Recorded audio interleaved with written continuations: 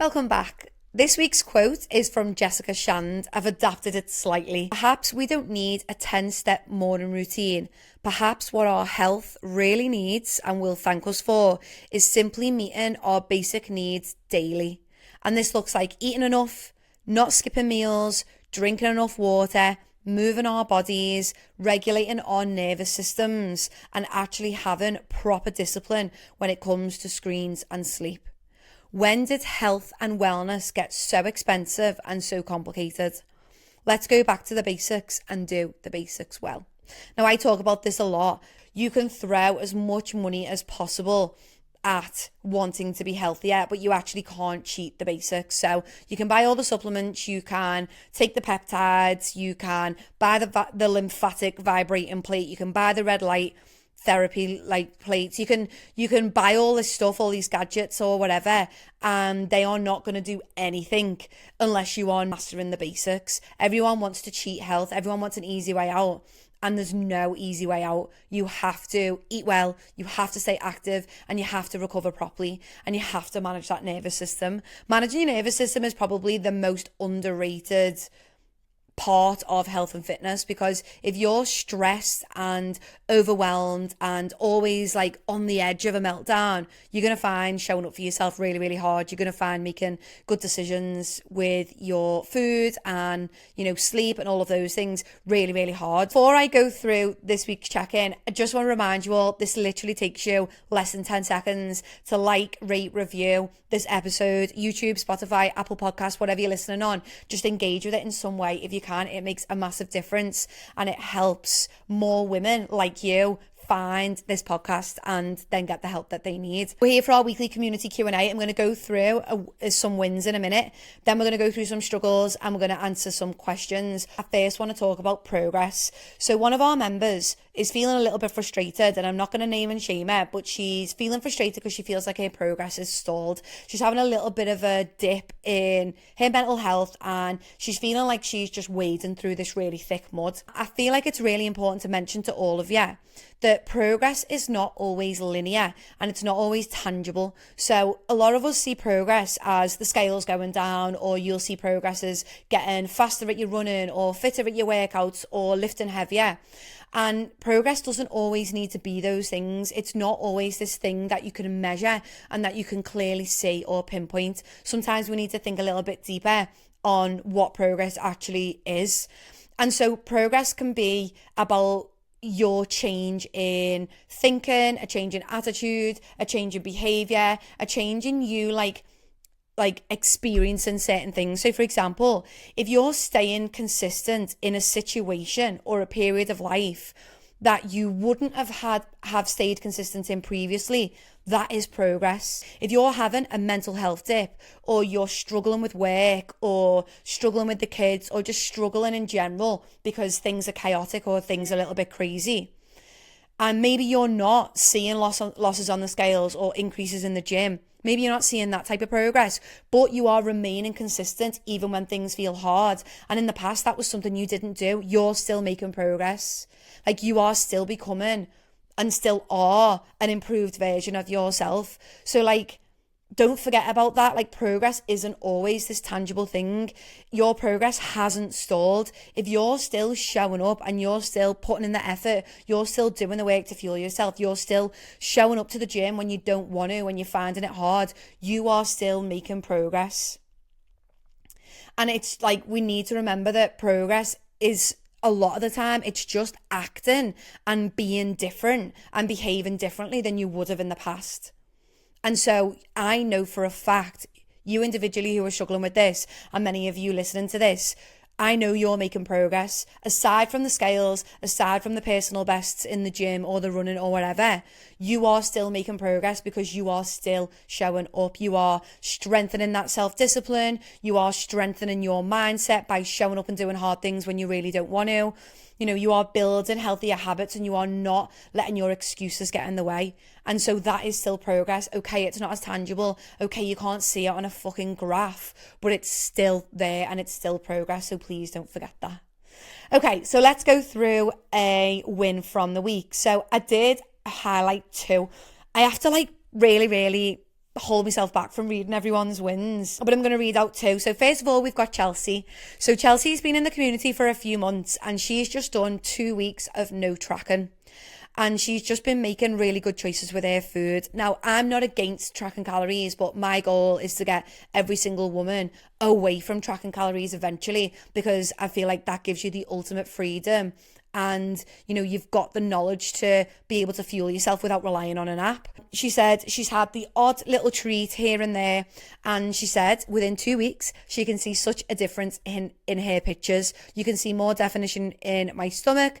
She didn't think she could do this without tracking. So a huge win.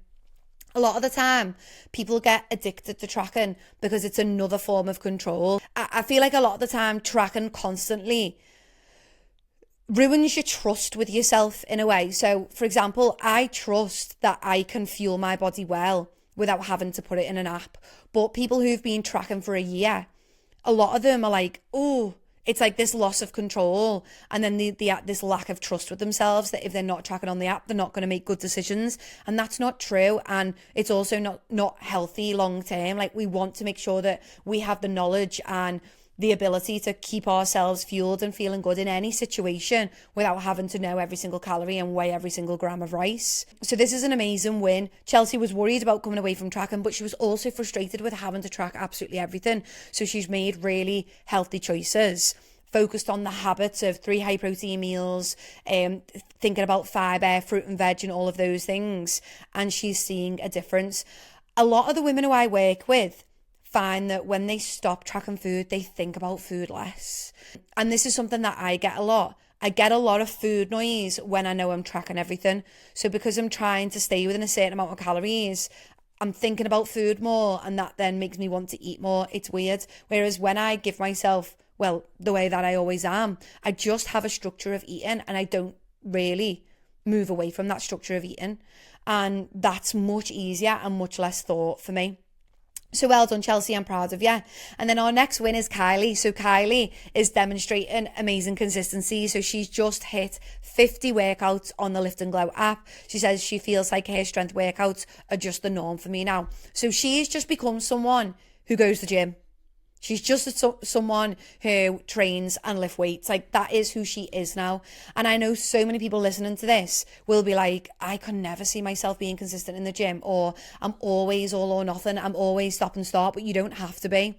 All Kylie does is commit to 3 workouts a week. Some weeks she might miss one. Some weeks she might not show up at all, but she's relentless at showing up. She doesn't let herself go weeks and weeks on end without doing anything. And she's just hit 50 workouts, and it's just a part of who she is. It's like lifting weights, going to the gym. It's just a part of who I am. It's just something that I do.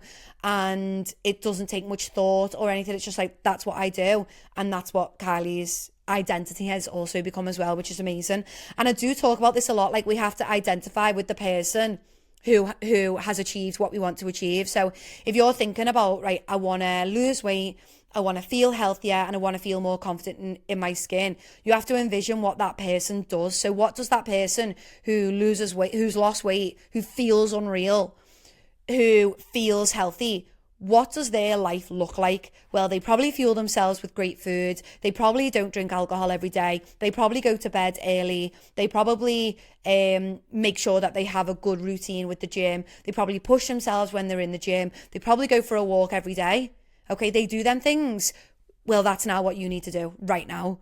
And if you do those things, you will become her. So it's like you have to start becoming the person who you want to be before you actually achieve the goal. And that's the only way you actually get to the goal, is to identify as someone who's healthy and happy in their skin, do the things that that person would do, and then you get to become it. We've got somebody saying that they need more fibre in their diet. Easy ways to get fibre in is your fruit and your veggies, okay? So think spinach, throw spinach in everything. It literally disintegrates. Oh, my Alexa's talking to me. Alexa, stop. Wow, that was weird. I didn't even say her name and she started speaking to me. Scared me. My heart rate's like My nervous system's on edge. More fibre.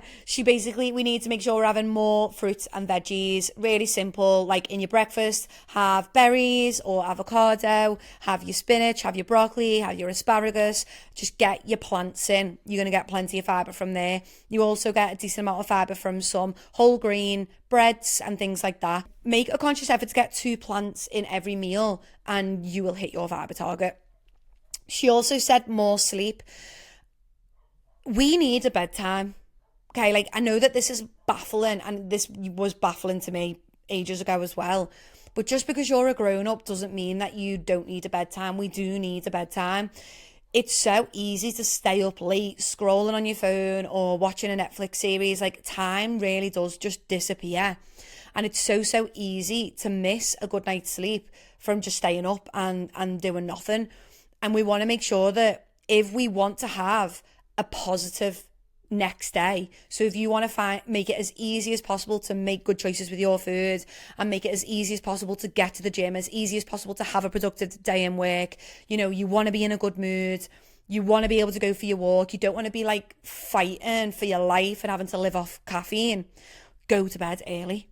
It's not like something to be arguing with. If you know you've got to be up at 7 a.m. every morning, make sure you are in bed by 10 and asleep by 11. Like, make sleep a priority. And I understand that there's so many parents out there who are like, well, when my kids go to bed, I want downtime. Put your kids to bed earlier. If you need to change the clocks, change the clocks and get them to bed at 7 o'clock if you really need to. I know that's so much easier said than done. Like, please take that with a pinch of salt. I know that it is hard to settle a lot of kids, but I'm just saying, like, do get more sleep and make sure that we're not wasting time scrolling and watching shite on telly. You need sleep in order to show up as your best self the following day. I know for a fact that I'm not my best self when I don't get good sleep.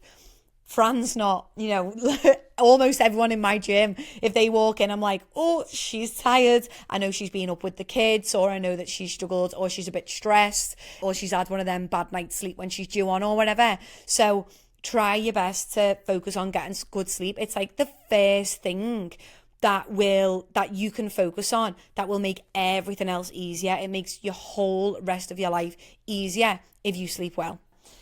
Here's a struggle. I could have gone to the gym and I could have controlled my overeating, in brackets, but I did have my period. Now, I want to say this in the nicest way possible, and I'm not trying to be mean when I say this, but it doesn't fucking matter if you are on. You can still eat well and you can still go to the gym. Every 4 weeks, so every single month, that's 12 times a year, probably more like 13 times a year, you're going to be on your period. That's 13 weeks in a year. That's what is that? That's 3 months. Surely not. Surely not. That is actually 3 months. So that's a quarter of your year. That's a quarter of your life when you have a period.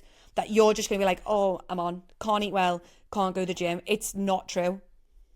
I still go to the gym. Okay, they're not my best workouts. I drag myself through it. I might show up and feel like angry that I'm there, but I still do it. And they're always those workouts that I don't want to do. And when I come out, I'm like, thank God I did that. Because now I feel so much better, my head feels clearer, I'll be able to crack on with a productive day and I won't shout at anyone today. It's not an excuse, like in the nicest way possible, it is not an excuse. And also, you're not helping yourself because during that time, you need good fuel. Your body does not need all the sugar and all the fast food and all the crap. Your body needs nourishing. We have sluggish digestive systems at this time. We need good food. If you struggle with your period symptoms, that is a sign that you need to focus on your healthy habits, because we shouldn't really be bed-bound. We shouldn't be, struggling with really bad PMS. Like, these are signs that we can work more on our stress management, our nutrition, and our activity. So in the nicest way possible, it's not an excuse and it's not good enough. Like, if you want to be the healthiest, happiest, most confident version of yourself, you have to show up on the days that it feels hard. And like I said, it's not always going to be the best day. It's not the easiest. If I'm feeling hormonal or whatever and I come home and all I want to do is raid the chocolate, I have to literally tell myself, do not eat that chocolate. You need this meal instead. I have to drag myself out for a walk. I have to drag myself to the gym. But those things always make the day better. And I'm not saying don't listen to your body. If you don't want to do heavy barbell hip thrusts because you've got period pains, don't do them. Swap them from a dumbbell hip thrust or swap it for a different exercise completely. You might take your weights down a little bit. So instead of doing 70 kilo squat or 50 kilo squat, you do 30 or 40. Like, go in and move anyway. Go and put the reps in. It won't be your best workout ever. Maybe it will be. Maybe you'll get in there and you'll have all this frustration and you'll smash your workout. It is not an excuse. We can still do hard things. You don't need to wrap yourself up in cotton wool. You can go for a walk. You can eat nutritious food. You can do something. Okay? I had a few unexpected long days at work and ended up craving and snacking loads a couple of the days instead of eating proper meals. I felt so much worse for it. Now, this is just a lesson. Okay, we've all been there. Like, I'm not puritanical and I make mistakes constantly. If I get really overwhelmed, the most recent time of that was with the new gym. If I get really overwhelmed and really stressed, things go out the window a little bit, but I don't beat myself up for it. I'm like, listen, I'm not acting in alignment with how I want to feel.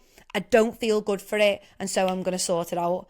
And, you know, this was a couple of days. It wasn't all week. You didn't let it spill into the next day and the next day and the next day. It sounds to me like you had a couple of stressful days and then you picked yourself up. That's good. It's actually a win. You didn't pop all the other tires. You didn't go into that big, you know, spiral of self-sabotage. You literally was just like, couple of bad days of eating. Don't feel great about it. I actually feel worse for it. My energy is on its ass. I don't feel great. I'm going to, you know, go for a walk, eat me healthy foods again. And that's good. That's a win.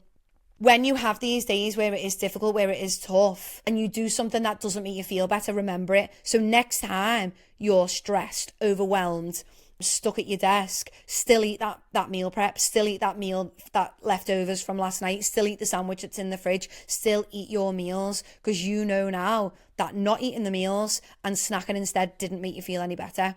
We are more productive, we get more done, and we do better quality work when we are well fed and when we take regular breaks. So even when we're stressed, even when things are full on, you can take 5 minutes to stand outside. You can take 5 minutes to eat, to nourish your body. You can do that, and we should do that.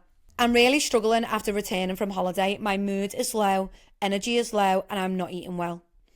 I've really struggled to go to the gym, but I got 3 workouts in rather than 4. Okay, big win. You really didn't want to go to the gym. You dragged yourself there, and you went 3 times. That's boss. Okay, your program is 4 workouts, but that's not the end of the world if you only did 3. It really isn't a big deal. You did 3 more workouts than most of the other women in the world who are doing none. Let's be honest, like, you are in the top, I don't know, however many % of women who are showing up for their health just by going to the gym. So you are doing amazing by dragging yourself there, even if it felt hard. So that's a win. I'm tired a lot. My enthusiasm for the gym and things I usually enjoy is gone. So you're struggling with your energy and you're struggling with your mood and you're not eating well. That's not a coincidence, okay? What we eat has a huge effect on how we feel. So when we eat shit, we feel like shit. And that is true. Everyone who has had those weeks where they just survive off chocolate or they just survive off fast food will say they didn't feel great for it. It affects your mood. We have, I think it's serotonin. I think it's serotonin is impacted by our gut. Okay? I think it's serotonin. It's one of the 4 hormones, and I think it's serotonin. So when we feed ourselves food that doesn't love us, that affects our serotonin levels. It actually does impact your mood. Shit food impacts your mood. This is why doctors will tell people struggling with anxiety and depression to eat a healthy diet and exercise. Like, the answer to a lot of mental health issues is to take care of your physical health, because the body and the brain are not separate. They are one. They work together. And what you put into your body massively impacts how you feel mentally. And so if your mood is low and your energy is low, eat better. They are your reasons to eat better. When I'm struggling with my mood, I want to comfort eat. I really, really want to comfort eat. And I allow myself to comfort eat all the time. But then I do not neglect the good stuff as well. So I'll eat my nutritious meals and I'll have chocolate too. And it's like, I fueled myself well, I'm going to do a little bit of comfort eating. Don't get me wrong, I don't do that every day and I don't do that every week, just when it's needed from time to time. And it's well controlled. I'm not devouring £10 worth of chocolate in one go. I'm having a chocolate bar, maybe a little fizzy drink because I like them. I think it's important to know that like these things are, you have a lot of control over how you're feeling right now. Yes, you're in a dip. You've got the post-holiday blues bad. You had an unreal holiday and you've got the blues bad. The weather probably won't have helped. But you can improve your mood and you can improve your energy by improving your food. Do you know, going back a while ago, I spoke a lot about how your excuses can actually become your reason. If you say, I've got low energy is not your excuse to not go for a walk. Low energy is actually your reason, because going for a walk will boost your energy. Okay? If you say, oh, I'm down in the dumps, I'm feeling all sad and anxious, and so you comfort eat, like feeling sad, feeling anxious, feeling down in the dumps is not an excuse for you to not eat healthy. That is actually your reason to, because when you eat healthier food, you'll feel good about yourself and you will notice the impact that has on your mental well-being. And I'm not just saying this, it actually works. You have control over this, and all it takes is for you to just regain control of that eating. You're doing the activity, which is amazing, and I know that you get your steps in, but let's work on the food. You're not feeling great, your energy and your mood are low, and you're eating shit. So let's turn that around. Make the energy and the mood the reason why you turn your nutrition around. You've said food is the biggest struggle.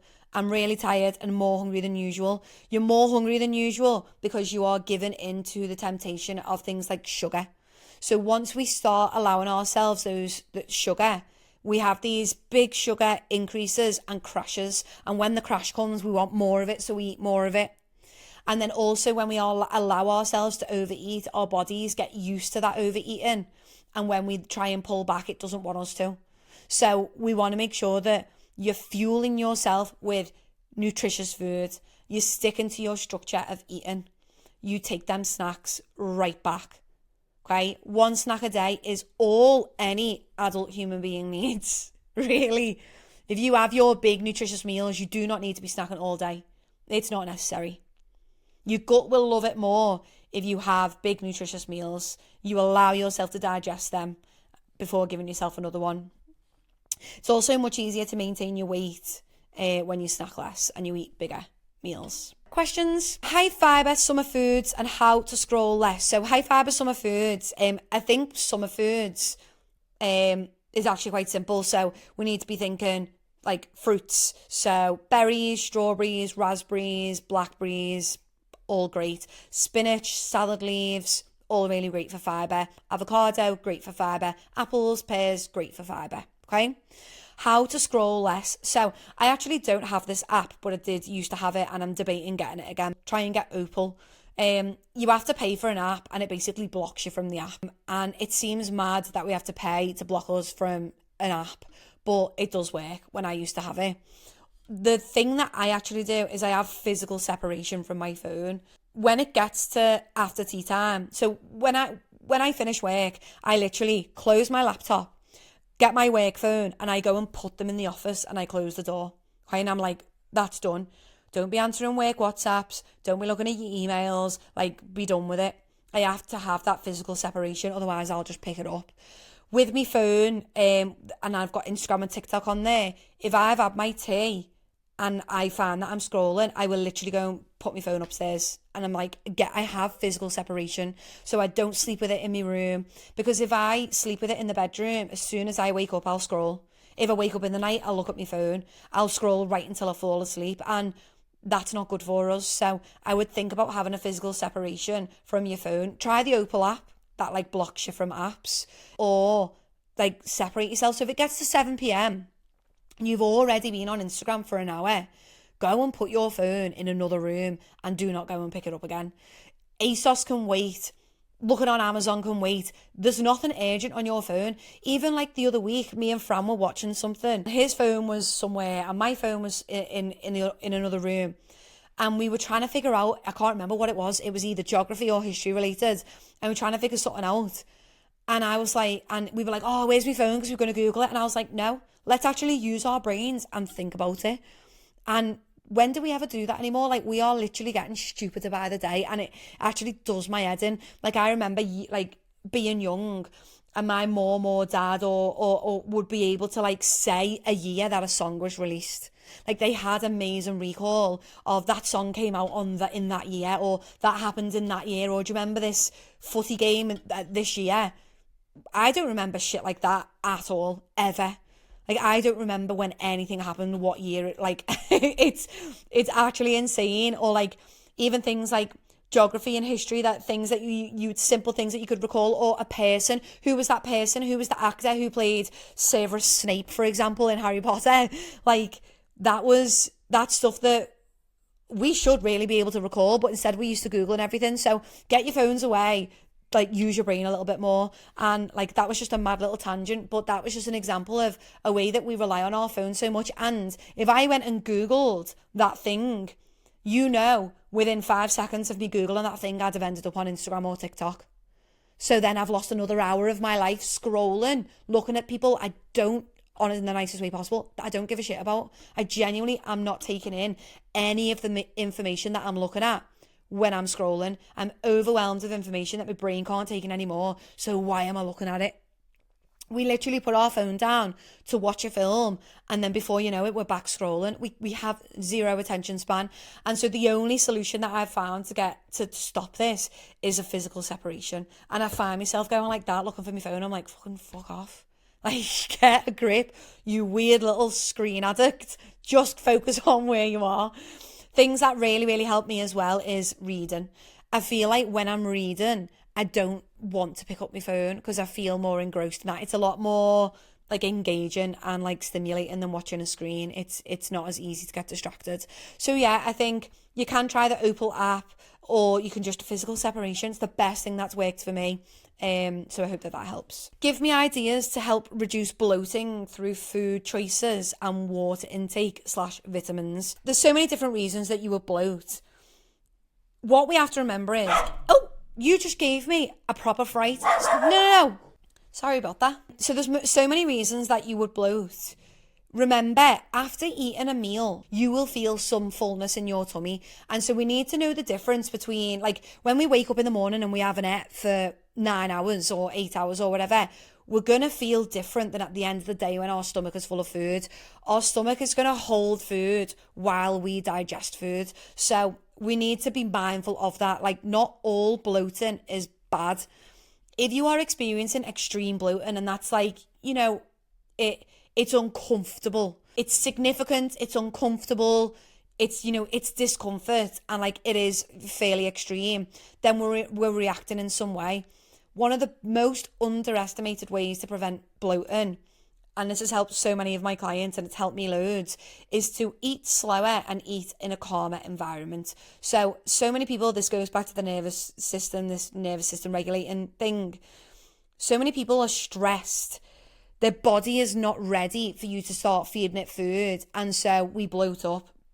What we need to do is eat in a calm environment. So sit down, away from your phone, take a few big deep breaths and eat slowly. Put your knife and fork down in between bites if you find that hard to do. Like, eat slower, eat more mindfully, chew your food properly. The first step of the digestive system is in the mouth. Your mouth has enzymes that break food down, okay? So we have to chew our food properly for our gut to be able to break down effectively the food that we want. If you're chewing a few times and swallowing and having to wash food down with water because you get them big lumps in your throat and your chest, you're eating too fucking fast, love. You need to slow down. Eat in a calm environment, away from your phone, and eat slower. You would be so surprised how much of a difference you will experience with bloating if you do those things, okay? Bloating is also very linked to stress. So a lot of people who have IBS and struggle with the stomach actually are suffering with stress and anxiety, and like calming your nervous system down and regulating yourself better can really improve your digestive system. So that's something to bear in mind too. If you're always stressed, if you're always anxious, we need to focus on that. That is not something to be ignored. You are not just an anxious person. You are not just a stressy person. I used to tell myself, I'm just a stress head. I'm just a stress head. I'm just always stressed. That's just who I am. It's not. I can be calm. I just have to like allow myself to be that and know how to get to that state. And so you're not just an anxious person. You're not just a stress head. You need to get better at calming yourself down, and that can improve your gut health too. Gut brain is very, very closely linked. So let's talk about like general food choices. Eating enough fibre. So getting your fibre from your fruits, your veggies, your whole foods, amazing. But you can also take supplements like psyllium husk, which is like a fibre supplement, and that just adds to your fibre intake if you do struggle to hit it. Probiotics is another good thing. So a lot of people, if you've ever had antibiotics, if you do struggle with your stomach a little bit, if you ever had like gastroenteritis or any of these things, or any sort of infections, you might want to have a little go of taking some probiotics, and that might help your stomach settle. There's also certain countries that you can pick up like parasites and stuff and little bugs from that's kind of just sit in your gut, and probiotics can help with those things too. We've gone through the nervous system, we've gone through food choices, and we've gone through some supplements, so probiotics or a fibre supplement. And then the final thing I would say, water. Drink a glass of water before every meal. There is people out there, and I'm not sure how true it is, who say to drink warm water, and that warm water is better for digestion, particularly lemon, warm water in lemon, okay? So that's a really important thing. I would also make sure you're getting enough sleep, taking rest days from the gym, and not going too mad on alcohol, because those things can make bloating worse as well. If you are consistently eating foods that don't love you, so for example, if you're eating chocolate and sweets every single day, if you are not focusing on fibre, if you're just constantly eating processed foods, you might just want to focus on better quality food. And when I say that, I mean whole food. So like a whole food, for example, is a chicken breast or a steak or broccoli or carrots, or, you know, foods in their original form, and not always relying on ultra processed foods to get you through the day. And know things like whey protein yogurts, things with a lot of sweetness in, diet cokes and stuff can make people bloat as well. So maybe if you're having a lot of them, don't cut them out completely, but maybe just reduce them down slightly. I feel like I'm getting more and more obsessed with other body parts that I have never been bothered about. My tummy has always bothered me, and I would like to get rid of fat around there, but I'm now finding myself less confident in skirts, shorts, and picking myself apart. Okay, so this is so common. This is why I don't love constantly focusing on fat loss. I don't love body checking. I don't love everyone commenting on other people's bodies. Like the focus is too much on how we look too much. And like, I know this from personal experience. When I lost a lot of weight, at that time was when I was the least happy with my body, because I was constantly looking at it. So I was every morning waking up in the mirror and looking at my body, checking my body. Every time I put clothes on, I was checking my body. I would start to get fixated on body parts that, like you, I didn't care about previously.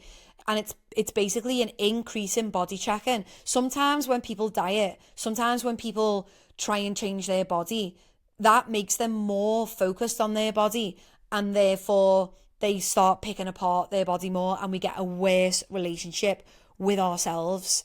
And that's not great. That's not healthy. So what I would encourage you to do is don't shop for fashion, shop for comfort, shop for what you feel good in. What I would also say is count how many times you looked in the mirror and you body checked, because I can safely say I do not wake up and look in the mirror at my body. I don't put clothes on and then like nitpick at my body. I wear, as you can see, baggy, comfortable clothes. When I always used to wear like tight fitting things, I always felt uncomfortable. I was always like, oh, and I still feel like that, even though I feel confident in my body.